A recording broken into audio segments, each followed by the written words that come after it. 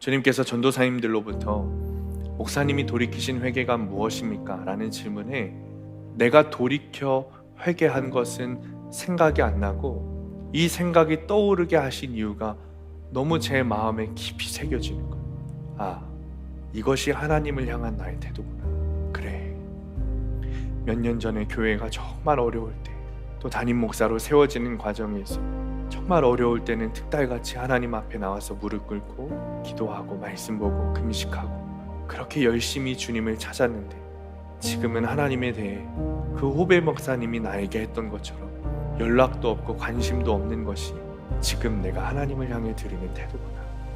하나님께서 저라는 사람을 보시면서, 목사가 아니라 그냥 배명이라는 사람을 보시면서 나처럼 섭섭해 하셨겠구나. 하나님이 나를 정말 괘씸해 하셨겠구나 라는 것이 너무나 느껴지는 거예요. 그러고 보니 저는 정말 돌이켜 회개한 것이 없는 죄인이었어요. 누군가에게 미안하다는 말도 하지 못하고 무릎 꿇어 본 적도 없는 죄인입니다. 부모님에게는 물론이고 사랑하는 아내에게도 동역자들에게도 미안하다고 하지 못하고 돌이켜 회개해 본 적 없는 죄인이 접니다. 그런데 제 마음에 이런 마음이 들고, 이렇게 회개해도 또 죄를 짓고 또 넘어질 텐데 나는 정말 연약한 사람이다 하는 두려운 마음이 제 안에 있는 거예요. 그때 주님께서 우리에게 소망의 말씀을 주십니다. 내가 야곱과 맺은 내 언약과 이삭과 맺은 내 언약을 기억하며 아브라함과 맺은 내 언약을 기억하고 그 땅을 기억하리라. 아브라함과 이삭과 야곱에게 주신 언약은 여러분 단연코 예수 그리스도이십니다. 단연코 성령님이세요. 주님은 우리가 주님께 회개하고 돌아간다면 우리에게 성령님을 주시겠다 약속해 주셨어요. 우리가 회개하고 주님께 돌이키면 우리 죄를 반드시 용서하시는 것을 넘어서 우리에게 성령님을 주세요. 그 성령님으로 말미암아 또다시 그 죄를 짓지 않도록 우리를 도우시고 역사해 주십니다. 또다시 그 죄를 지을 때 빨리 돌이키게 하세요. 넘어지면 또 일으켜 주세요. 그 성령님을 나에게 주시겠다 약속해 주셨어요. 할렐루야. 자, 오늘로써 레위기 마지막 설교가 될 것 같습니다. 앞으로 우리가 며칠 더 레위기 말씀을 묵상해야 하지만 레위기의 마지막 장 마지막 절이 아니라 오늘 말씀을 우리 서함교회 공동체에 주님께서 주신 이유가 있다고 싶습니다. 오늘 말씀을 통해서 주님의 깊은 은혜와 사랑을 누리시게 되시기를 간절히 축원합니다. 병원에서 오진을 하면 사람의 몸이 망가질 뿐만 아니라 목숨까지 위험을 받게 됩니다. 그런데 그것보다 더한 것이 있습니다. 바로 복음입니다. 한 사람이 복음을 잘못 전하면 그 말씀을 듣는 많은 사람들의 영혼이 잘못됩니다. 많은 영혼이 영원히 지옥에 떨어지는 형벌을 당하게 된다는 것이죠. 정말 천국 열쇠 가지고 가진 사람도 못 들어가고 그리고 들어가고자 하는 자도 막게 되는 일이 될 수 있다는 거예요. 정말 열심히 교회 생활하고 정말 말씀 많이 듣고 열심히 봉사하고 섬겼는데 죽어서 심판대 앞에 갔더니 너는 아니다 라고 한다면 여러분 이거보다 기가 막힌 영혼은 없을 겁니다. 그러니 여러분 설교를 들을 때 어떤 트렌드를 따라갈 것이 아닙니다. 요즘 유튜브나 기독교 방송을 통해서 정말 많은 목사님들의 설교가 울려 퍼집니다. 그런데 정말 그 말씀을 잘 들으셔야 합니다. 설교를 많이 들으는 것을 뭐라고 말씀드리는 게 아닙니다. 많이 들으시면 좋죠. 그런데 잘 들으셔야 돼요. 세련된 말씀을 전한다고 해서 그것이 복음이 아닙니다. 목사님이 어디 박사고 똑똑하고 인격이 좋다고 해서 복음이 아닙니다. 인문학적 소양이 많다고 해서 복음이 아닙니다. 트렌드를 잘 따라가고 웃기게 설교를 한다고 해서 복음이 아닙니다. 요즘 기독교 방송 참 많은 것 같습니다. 거기서 들어주는 목사님들 설교를 잘 들어야 돼요. 저도 관심 깊게 들어보면 좋은 설교도 많지만 듣지 못할 설교들도 너무 많습니다. 팔복산에 오르는 것이 아니라 기복산에 오르는 설교들이 정말 많아요. 하나님 자랑하고 예수님 자랑하고 복음 자랑하는 게 아니라 교회 자랑하고 자기 자랑하고 돈 많이 번 성도들 자랑하고 외제차 타고 다니는 거 자랑하고 유명한 사람이 교회 다니는 거 자랑하는 목사들이 정말 많다는 거예요. 이렇게 하고 저렇게 하고 이렇게 저렇게 섬기고 봉사하니까 헌금 많이 하니까 그렇게 하나님께서 복을 주셨다는 거예요. 기복이죠. 여러분 정말 맞는 겁니까? 자랑은 복음의 반대입니다. 자랑이 중요한 것이 아니라 여러분의 영혼을 위해서 제대로 복음을 가르치는가, 이것이 더 중요한 것이죠. 아마 여러분들 중에 꼭 그렇게 구원의 길을 좁고 무섭고 높게 이야기하는가 라고 생각하시는 분들이 있을 수 있습니다. 그런데 저는 제가 구원의 도를 넓고 낮게 그리고 쉽게 이야기해서 여러분의 구원을 해이하게 하고 천국문에 오르지 못하게 할까 두렵습니다. 여러분들의 영혼이 저의 말씀을 듣고 구원의 단계에 이르지 못해 지옥에 떨어질까 저는 두렵습니다. 구원의 문을 조금이라도 낮추는 것이 여러분 누구를 위한 것일까요? 하나님을 위한 것일까요? 사람을 위한 것일까요? 많은 사람들이 교회에 와서 위로를 얻기를 원합니다. 많은 사람들이 교회에 와서 친교하기를 원합니다. 그러나 위로와 친교로 구원받지 못합니다. 오직 믿음으로 구원받습니다. 그리고 믿음을 얻은 자는 반드시 회개하게 되어 있습니다. 오늘 말씀 40절 41절 말씀입니다. 함께 읽습니다. 시작. 그들이 나를 거스른 잘못으로 자기의 죄악과 그들의 조상의 죄악을 자복하고 또 그들이 내게 대항함으로 나도 그들에게 대항하여 내가 그들을 그들의 원수들의 땅으로 끌어갔음을 깨닫고 그 할례 받지 아니한 그들의 마음이 낮아져서 그들의 죄악의 형벌을 기쁘게 받으면. 아멘. 오늘 말씀은 너무나도 분명하게 회개에 대한 말씀입니다. 26장 전체를 보면 주님은 이스라엘이 지금 짓고 있는 죄에 대해서 말씀하고 계시고 또 아직 광야에 있는 이스라엘들이 가나안 땅에 들어가서 짓게 될 죄에 대해서 주님 말씀하고 계세요.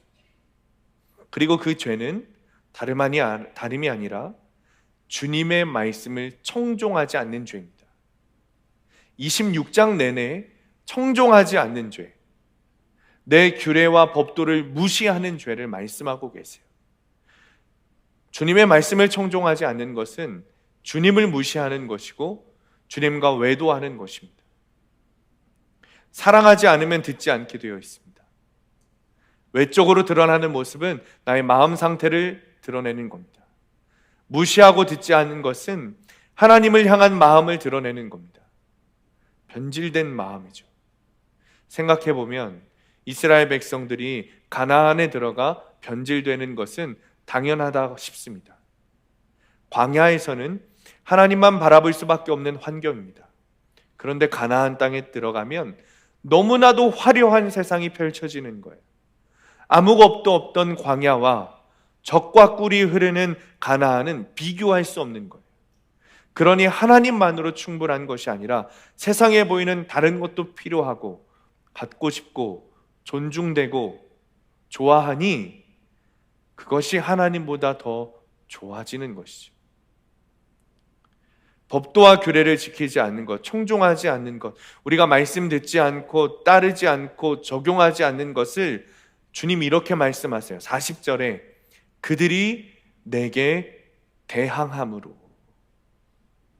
주님은 우리가 주님의 말씀을 청종하지 않고 주님의 말씀을 순종하지 않는 것을 하나님과 대항하는 것으로 보십니다.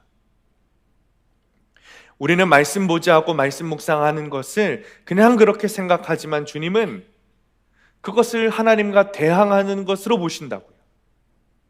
말씀 보고 묵상하는 거 굳이 그렇게까지 해야 되나? 목사님 왜 맨날 큐티하라고 하시지? 그냥 예배만 드리면 되지. 그냥 찬양 열심히 하면 되지. 그냥 굳이 그렇게까지. 아침에 시간도 없는데 왜 큐티하라고 하시지? 아무것도 모르면서, 아침에 얼마나 바쁜지 모르면서 라고 하실지 모르겠어요. 또는 큐티 해봤자 되는 것도 없는데, 큐티 해봤자 변하지도 않는데, 안 되는데, 그게 뭐가 중요한지 모르겠는데 라고 하실지 모르겠어요. 그런데 주님은 말씀 보지 않는 것, 말씀 묵상하지 않는 것, 그 말씀에 순종하지 않고 그 말씀에 적용하지 않는 것을 하나님과 대항하는 것이라고 말씀하세요.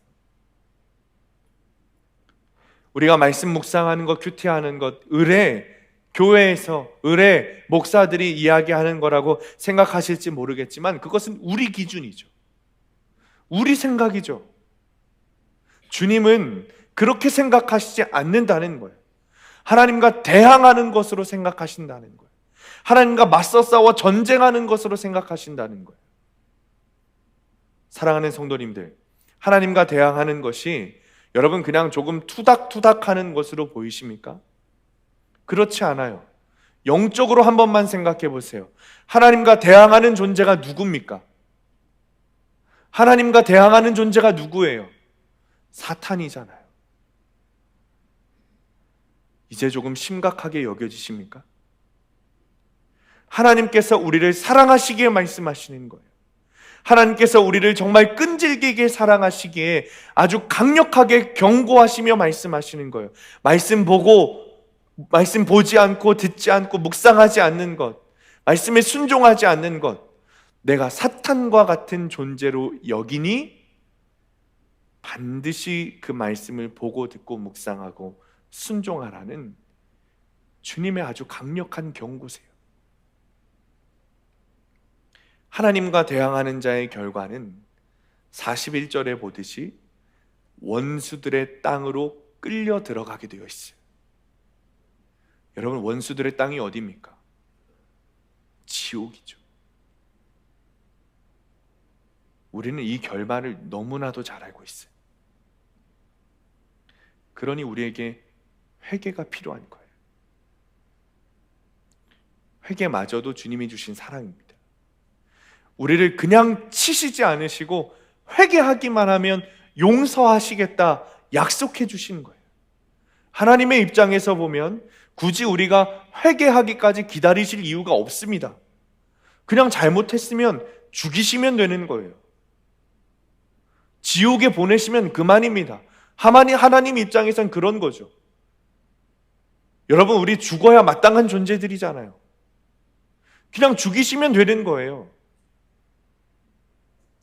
그런데 주님께서 우리를 사랑하시니 회개하게 하시고 죽기까지 사랑하시는 마음으로 당신의 그 사랑하는 아들 예수 그리스도를 십자가에서 죽게 하신 거죠. 41절에 그들의 마음이 낮아져 그들의 죄악의 형벌을 기쁘게 받으면, 우리의 죄를 깨닫고 마음이 낮아지는 것, 여러분 회개죠. 우리의 죄를 깨닫고 회개해야 되는 것, 회개해야 구원받습니다. 죄악의 형벌을 기쁘게 받아야 돼요. 주님께서 우리에게 좁은 문 좁은 길로 들어가야 된다고 했어요. 믿음으로 구원받는 것 아닙니까, 목사님? 물으신다면 그것이 믿음 없음의 증거입니다. 왠지 알려드릴까요? 믿음이 있는 자는 반드시 회개하게 되어 있어요. 믿음이 있는 자는 반드시 회개하게 되어 있어요, 여러분. 어느 날 한 젊은이가 노인에게 물었어요. 할아버지, 회개하기 가장 좋은 날이 언제예요? 노인이 이렇게 대답했어요. 이보게 젊은이, 회개하기 가장 좋은 날은 죽기 바로 직전이라네. 그래서 이 젊은이가 다시 물었죠. 그렇다면 내가 죽는 날을 어떻게 알 수 있죠? 그러게 말했어요. 자기가 죽는 날을 아는 사람은 아무도 없지. 그래서 우리는 날마다 매일 회개해야 한다네. 청함을 받은 사람은 많되 택함 받은 이는 적다고 성경에 기록되어 있어요. 그러니까 천국에 갈 수 있는 사람은 여러분 우리 생각보다 더 적을 수도 있어요. 아마 지금 죽으면 천국에 갈 수 있다고 생각하시는 분 손 들어보세요 하면 여기에 있는 분들 다 손 드실 수도 있어요. 그런데 주님이 말씀하세요. 청함을 받은 자는 많대. 여러분, 청함을 받았다, 잔치 자리에 청함 받았다 라고 하는 것인데, 이 잔치는 예배 자리예요. 잔치 자리, 예배 자리에 청함 받은 사람은 많은데 택함 받은 사람은 적다. 진짜 회개한 사람만 천국 갈 수 있습니다. 아마 우리들 중에도 지금 죽으면 천국 못 갈 사람들 많을지도 모르겠어요. 그러니 저는 계속해서 높은 구원의 기준, 그것을 이야기할 수밖에 없고 좁은 구원의 길을 이야기할 수밖에 없는 거예요. 레위기 말씀을 통해서 제사에 대해 묵상했죠. 우리가 하나님이 가르쳐 주신 절기들과 제사들을 묵상하면서 가장 중요하게 여긴 것이 무엇이죠? 희생 제물이었어요. 그런데 그 희생 제물이 그냥 죽어지지 않아요. 희생 제물이라고 해서 나 희생 제물이니까 애통하지도 않고 고통스럽지도 않고 당연히 죽어야 되니까 그냥 편안하게 죽어야지 하지 않는다는 거예요. 희생 제물인 가축들도 죽어질 때 엄청난 고통과 애통함, 뼈가 각이 떠지고 살이 찢기고 피가 쏟아질 때 그 엄청난 고통과 슬픔과 애통이 있었어요. 그 고통과 애통함, 죽어짐이 있는 희생 제물이 있었기 때문에 구약의 백성들이 속죄함을 받을 수 있었던 거예요. 다시 말하면 우리 구원에는, 주님이 우리를 구원하시면은 예수 그리스도의 희생 제물 되심의 애통함과 십자가에 달리신 그 고난의 고통이 없으면 우리는 구원받지 못했다는 거예요. 동시에 우리의 회개 역시 그런 고통과 애통함이 있어야 된다는 거예요. 여러분, 회개는 즐거운 것이 아닙니다. 회개는 고통스러운 거예요. 우리의 죄를 보는 것은 고통스러운 거예요. 우리의 애통함과 고통스러운 그 회개가 반드시 있어야 한다는 거예요. 구원받기 위해서 회개해야 한다라는 사실을 부정하는 사람은 아마 여기 있는 분들 중에 아무도 없을 겁니다. 문제는 자신이 지금 당장 회개해야 된다는 사실을 모른다는 거죠. 지금 당장 회개할 것은 아니라고 생각한다는 거예요. 왜요? 그동안 그리스도인으로 생활해 왔으니까. 그동안 예배 생활, 신앙 생활 해왔으니까. 그 전에 회개 한번 했으니까. 지금 짓는 죄들에 대해서는 회개하는 것을 조금 미뤄도 괜찮다라는 아주 교묘한 바리새인적인 외식이 우리 가운데 있다는 거죠. 그러나 여러분, 아무도 나의 죽음을 예상할 수 없어요. 내가 언제 죽을지 아무도 모른다고요. 회개하지 못하고 죽으면 어떻게 될까요, 여러분? 그래서 우리는 계속해서 회개해야 한다는 촉구의 말씀을 들어야 되고, 매일 말씀을 통해 우리의 죄를 보고 회개해야 되는 거예요. 다윗이 우리아 안에 밧세바를 범했을 때 하나님의 명령을 받은 나단 선지자가 궁에 들어가서 다윗에게 이야기했어요. 비유로 이야기했죠. 양들을 무수히 많은 부자 한 명이 있는데 그 부자가 가난한 사람의 한 마리 있는 그 암양을, 유일하게 소유하고 기르고 있던 그 암양 새끼 한 마리를 빼앗아다 잡아먹었다.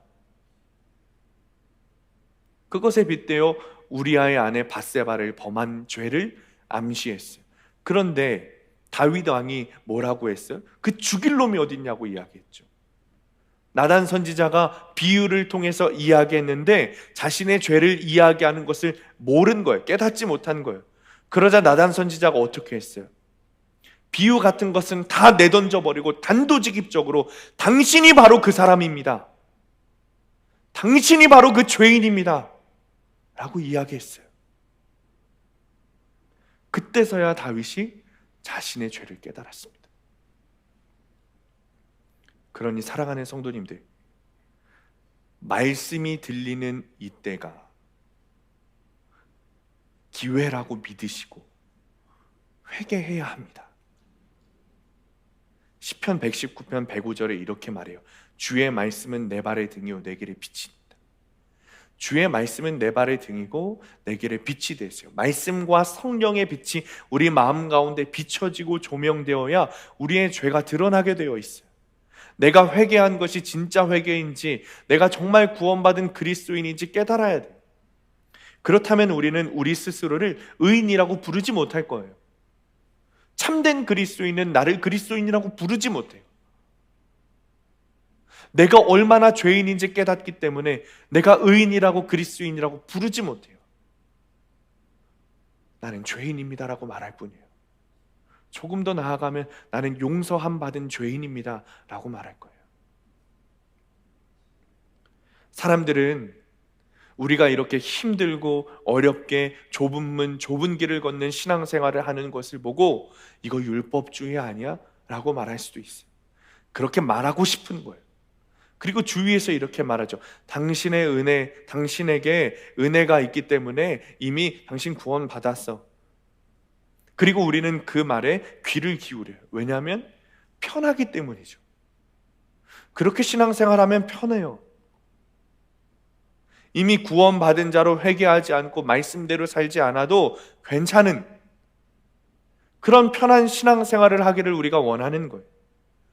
물론 우리는 주님의 은혜로 구원받습니다. 맞습니다. 전적인 주님의 은혜죠. 회개라는 우리의 공로가 아니라 주님의 공로로, 주님의 능력으로, 오직 주님으로 인하여서 구원받는 것 맞습니다. 전적으로 하나님의 은혜로 말미암아 믿음을 얻으면 구원받게 되어 있어요. 그러나 믿음이 있는 자는 반드시 회개하게 되어 있습니다. 문제는 가짜 회개를 한 사람들이 너무 많다는 거예요.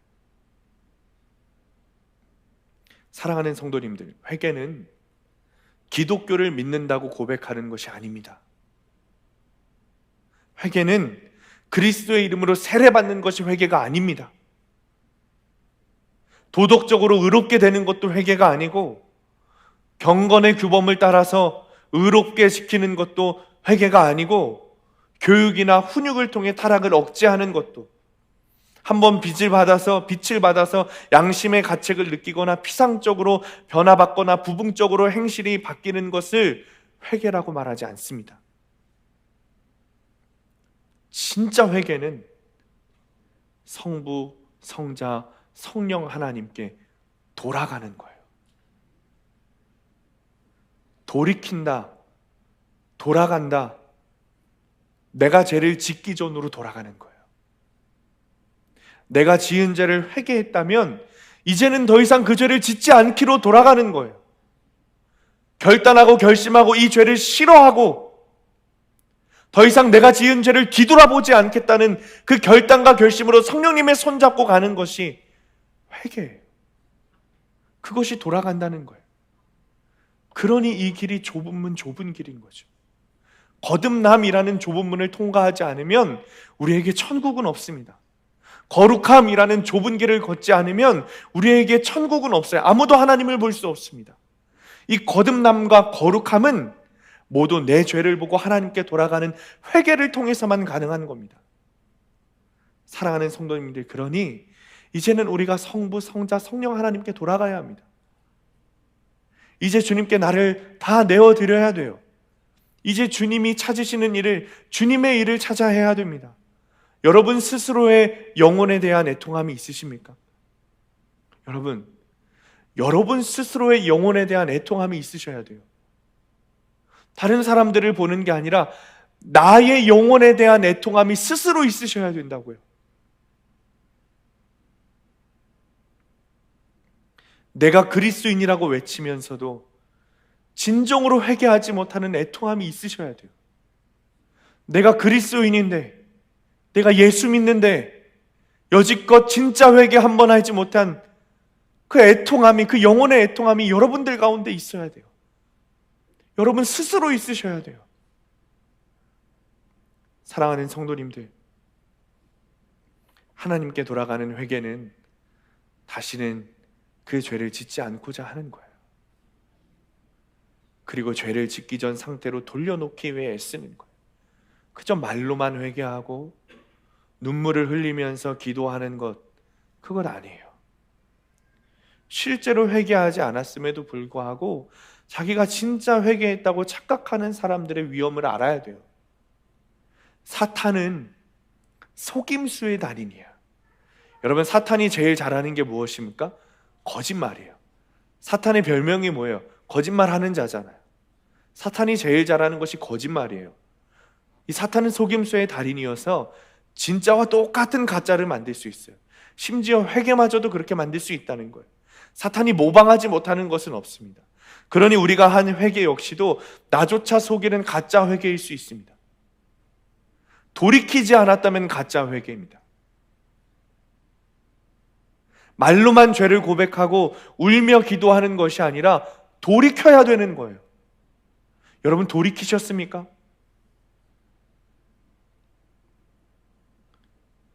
그렇게까지 해야 됩니까, 목사님?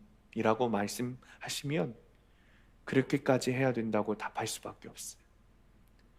우리가 걷는 길이 좁은 길이기 때문에 그래요. 정말 믿은 사람은, 정말 믿음으로 구원받아서 거듭난 사람은, 내 안에 성령님이 계신 사람은 옛날처럼 살 수 없어요, 여러분. 그것이 진리예요. 그렇게 살 수 없는 게 진리예요. 그렇게 편안하게 신앙생활 할 수 없는 게 진리예요. 이것도 좋고 저것도 좋고 하면서 신앙생활 할 수 있는 것이 아닙니다. 이것이 무슨 말인지 모르시면 아직 회개하지 않은 거예요. 예수 믿으면 날마다 회개하게 됩니다. 날마다가 아니라 계속해서 시시때때 회개하게 돼요. 내 안에서 계신 성령님이 가르쳐 주심을 통해 계속해서 돌이키려고 해요. 그것이 아니면 여전히 성령님과 살지 못하고 있는 거예요. 그냥 편안히 종교생활하고 있는 거예요. 사랑하는 성도님들, 이제 우리는 회개하고 죄를 버려야 됩니다. 계속해서 습관적으로 죄에 굴복하여 범죄한다면 결과는 멸망밖에 없어요. 죄악에서 떠나지 않고 있으면서 그리스도로부터 생명을 얻고자 하는 것은 헛된 소망이에요, 여러분. 죄를 버리고 죄에서 떠나야 돼요. 그래야만 하나님의 긍휼하심과 구원을 얻을 수 있는 거예요. 죄와 이혼하지 않는 한 그리스도와 혼인하는 것은 불가능합니다. 반역자를 버려야 돼요. 그래야만 하나님과 화목해질 수 있어요. 죄에서 돌이키고자 하는 회개는 벌받기로 작정하는 회개입니다. 진짜 회개는 벌받기로 작정하는 회개예요. 그것이 돌이키는 거예요. 41절 후반부에 말하듯이 마음이 낮아진 자, 즉 회개한 자는 어떻게 한다고요? 죄악의 형벌을 기쁘게 받는다라고 했어요. 주님 앞에 벌받기로 작정한 것이 회개입니다. 여러분, 주님 앞에 벌받기로 작정하셨습니까?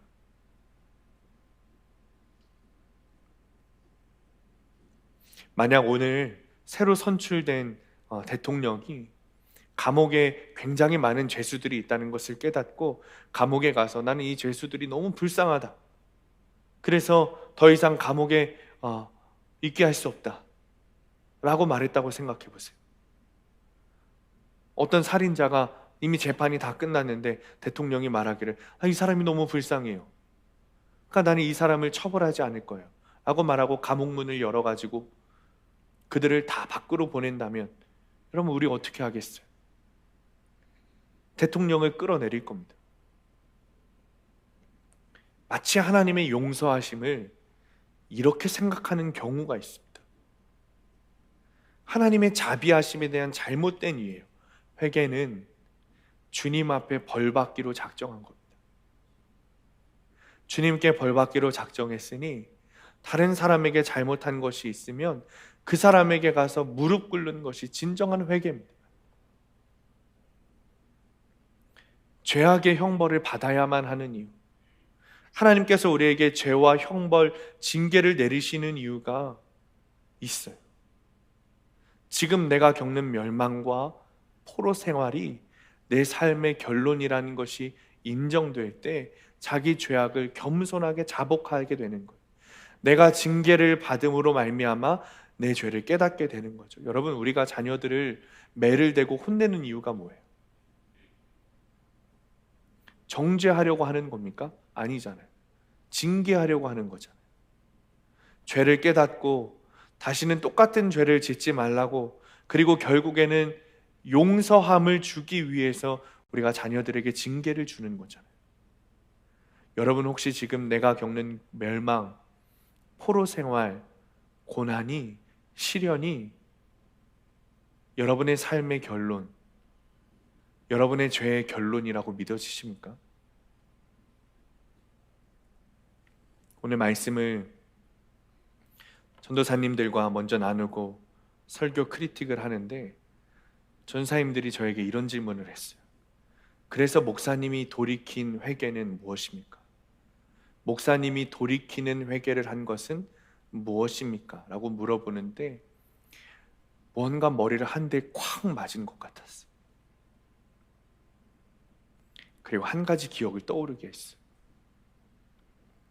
담임 목사가 되고 난 뒤에 선후배 목사님들로부터 선교비 후원 요청을 많이 받습니다. 당연히 정기적인 선교는 정해진 선교비 안에서 선교부와 협의해서 이루어지기 때문에 함부로 그렇게 정할 수 없어요. 그래서 그런 요청이 있으면 주님께 기도를 하고 교회가 허락 가능한 한에서 일회성 이렇게 선교비를 후원하곤 합니다. 그렇게 선교할 수 있는 것도 우리 교회와 그리고 여러분들에게 주신 주님의 축복이자 특권이죠. 그리고 또 우리 성도님들에게 참 감사한 일이에요. 그런데 하루는 한 후배 목사님이 개척을 해야 된다며 찾아왔어요. 오랫동안 교제했던 목사님이고 명절이면 찾아와서 인사하고 때때로 전화로 문자로 안부를 묻던 후배 목사님이에요. 저는 참 변변치 않은 사람인데 그렇게 찾아와 주니까 고맙고 와서 이야기를 하는 것을 들어보니까 바른 목회관으로 신실하게 목회하는 신뢰해도 되는 목회자로 보였어요. 개척이 얼마나 어려운지 아버지를 통해서 경험해 보았기 때문에 참 대단하기도 하고 또 한편으로는 부럽다 싶기도 했습니다. 그렇게 찾아와서 몇 번을 그렇게 개척에 대한 이야기를 하고 어떻게 준비해야 되는가, 또 어떻게 목회를 해야 되는가 함께 이야기하고 고민하고 기도하다가 너무 열심히 하길래 필요한 것을 좀 도와줘야겠다 제가 마음을 먹었어요. 그래서 교회에서 선교비를 조금 준비하고 제가 개인적으로 좀 준비해서 목사님께 헌금을 한다면서 드렸어요. 그런데 그 뒤로 연락이 없는 거예요. 전화도 없고 찾아오지도 않고 제가 먼저 연락을 해도 답장이 없어요. 제 마음이 어땠을까요? 지금은 괜찮지만 당신은 정말 괘씸하고 기분이 나빴어요. 머리로는 바빠서 그랬겠지. 얼마나 바쁠까? 그렇게 이해가 되는데 가슴으로는 이해가 안 되는 거예요.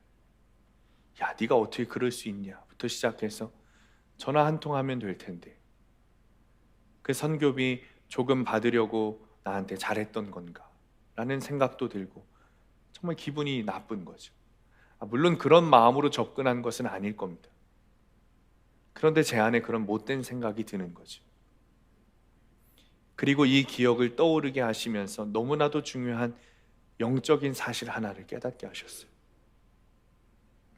주님께서 전도사님들로부터 목사님이 돌이키신 회개가 무엇입니까? 라는 질문에 내가 돌이켜 회개한 것은 생각이 안 나고 이 생각이 떠오르게 하신 이유가 너무 제 마음에 깊이 새겨지는 거예요. 이것이 하나님을 향한 나의 태도구나.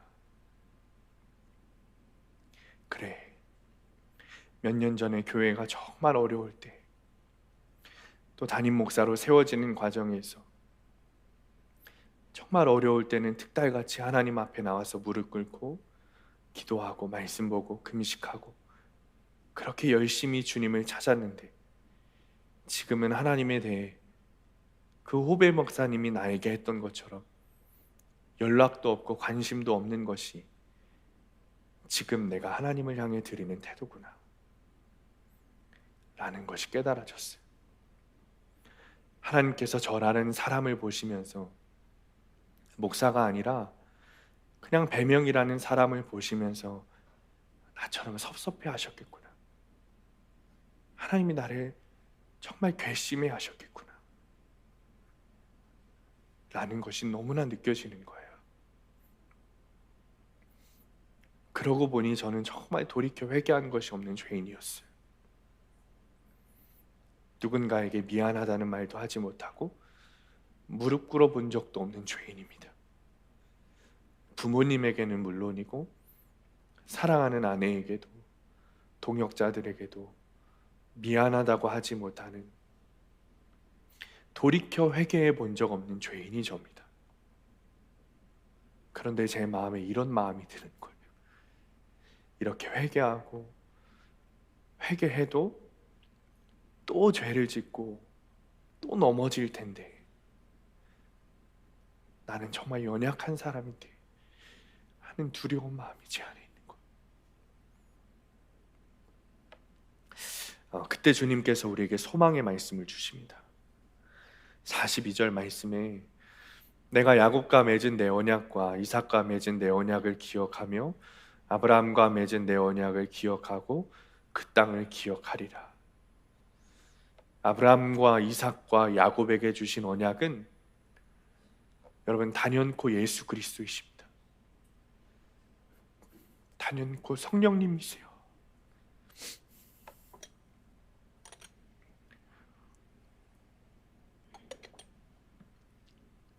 주님은 우리가 주님께 회개하고 돌아간다면 우리에게 성령님을 주시겠다 약속해 주셨어요. 우리가 회개하고 주님께 돌이키면 우리 죄를 반드시 용서하시는 것을 넘어서 우리에게 성령님을 주세요.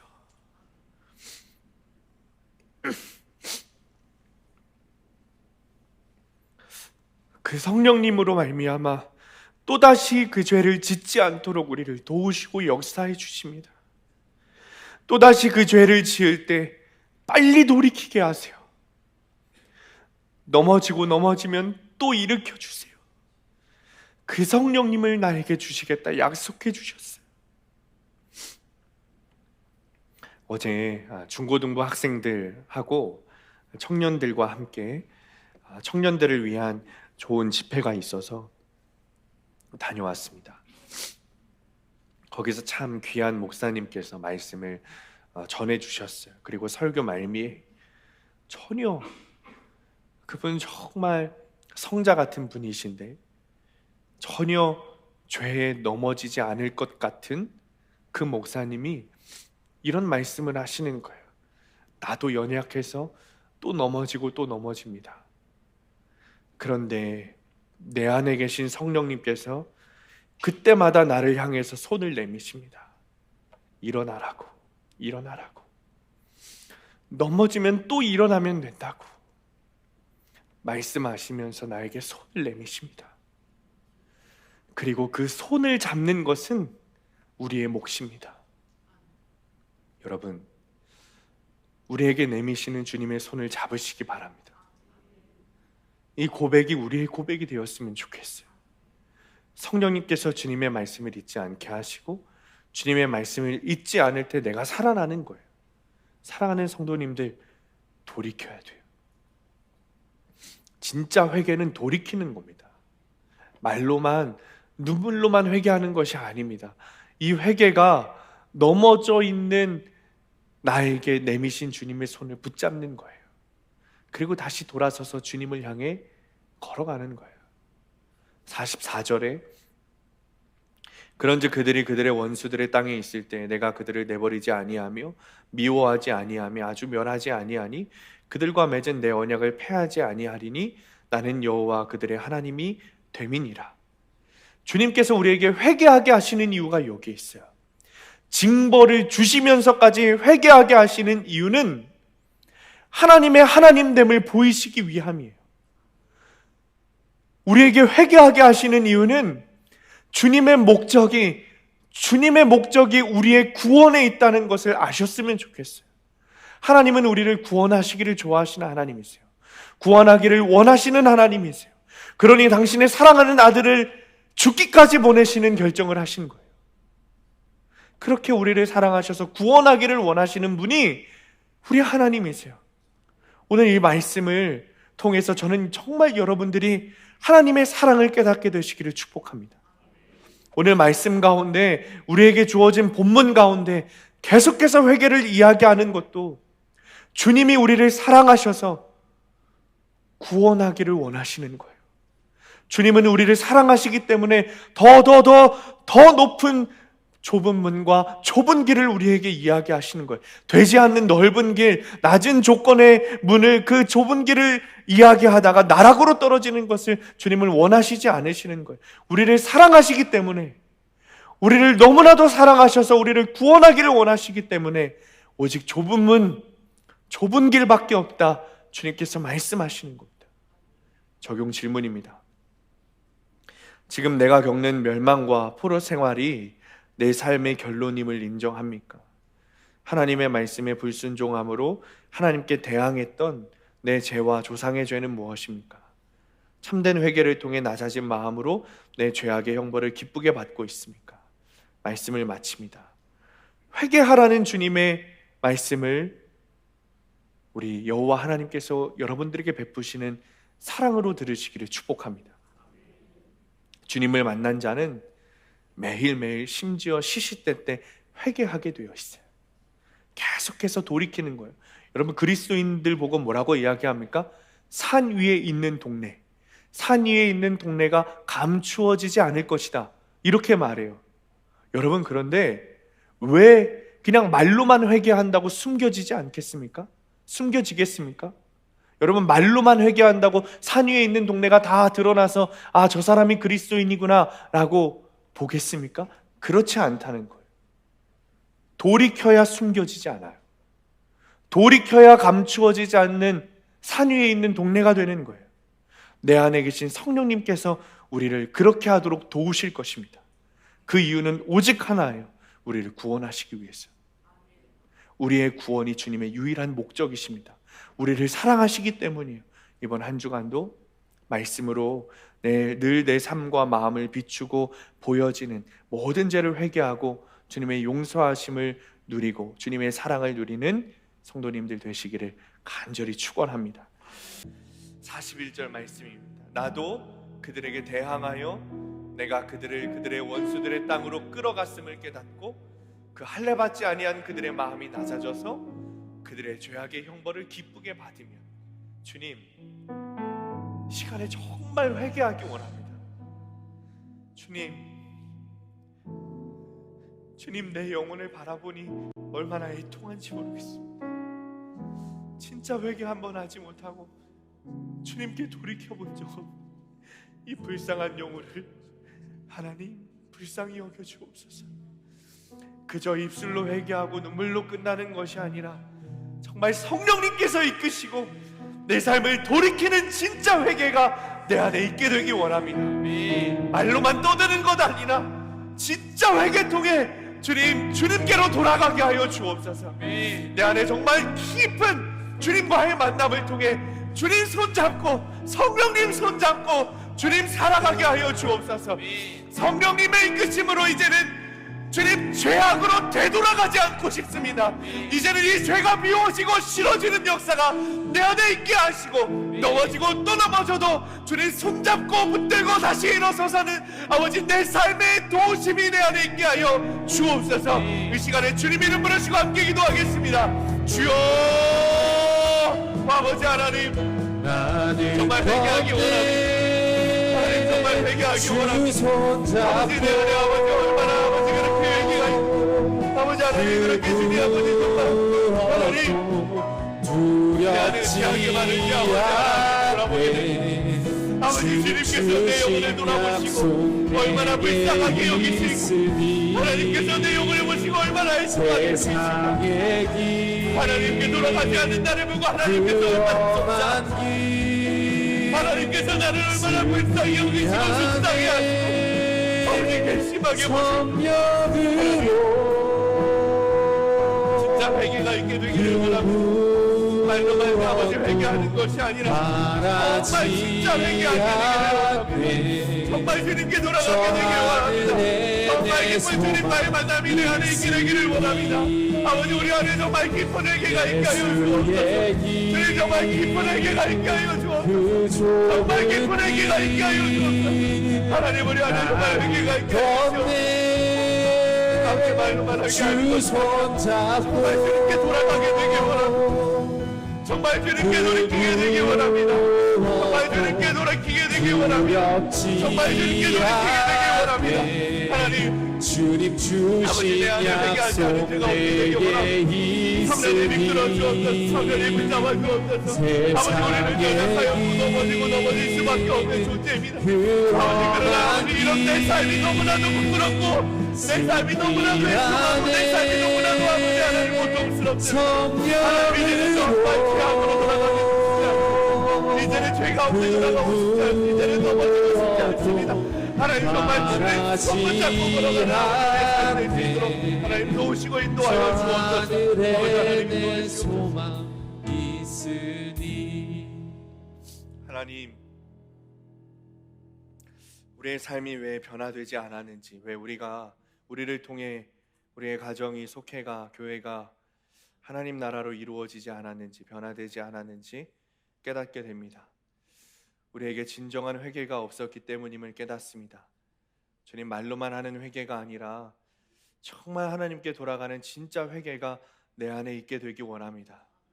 주님, 우리는 연약하여 비록 또 넘어지고 넘어집니다. 그런데 주님, 이제는 정말 넘어지고 싶지 않습니다. 주님, 이제는 정말 뒤돌아가고 싶지 않습니다. 주님, 이제는 정말 주님과 등지고 싶지 않습니다. 내 안에 계신 성령님, 주님 내 손 붙잡아 주시기 원합니다. 내 안에 계신 성령님으로 말미암아 다시 일어서게 하여 주옵소서. 다시 붙들고 주님께로 돌아가게 하여 주옵소서. 우리의 연약함을 주님의 능력으로 일으켜 세우시고 넘어지지 않게 하셔서 하나님, 주님 나와 함께 하여 주시고 믿음으로 늘 회개하며 주님 바라보며 살아가는 삶이 되게 하여 주옵소서. 이제는 죽은 자 가운데서 부활하시어 참된 소망 되신 우리 주 예수 그리스도의 은혜와 아버지 하나님의 극진하신 사랑하심과 성령님의 내주교통 인도하심이 오직 우리를 사랑하시는 마음으로 우리를 구원하시기 위해 회개하라 외치는 주님의 음성을 듣고 말로만 회개하는 것 아니라 정말 다시 돌이켜 이 땅에서도 주님 손잡고 주님을 위한 삶을 살기로 결심하고 세상으로 전진하는 사랑하는 성도들 머리머리 위에, 이들의 가정과 일터와 학업 위에, 그리고 사랑하는 수함교회 위에 영원토록 함께 하시기를 간절히 축원하옵나이다. 아멘.